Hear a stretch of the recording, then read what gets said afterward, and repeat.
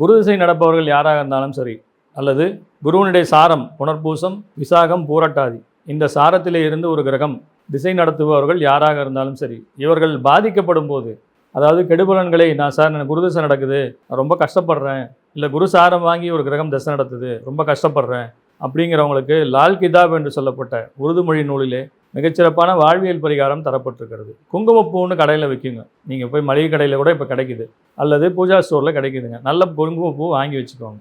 ஒரு சின்ன பாக்கெட் பார்த்தீங்கன்னா 100 200 சொல்லுவாங்க. அதில் ஒரு இதழ் எடுத்துக்கோங்க. பொதுவாக குருங்கிறது மஞ்சள்ங்கிற ஆதிக்கம் உண்டு.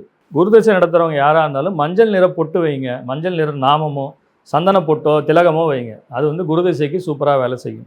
அந்த மாதிரி சந்தன பொட்டு வைக்கும்போது கூடவே என்ன பண்ணுங்கள், இந்த குங்குமப்பூ ஒரே ஒரு இதழ் எடுத்து தினசரி அந்த உள்ளங்கையில் போட்டு அந்த சந்தனத்தையும் போட்டு குழைச்சிங்கன்னா, அல்லது 2 சொட்டு பால் அதை விட்டு அதை குழைச்சிங்கன்னா நல்ல சாந்து மாதிரி ஆகிடுங்க.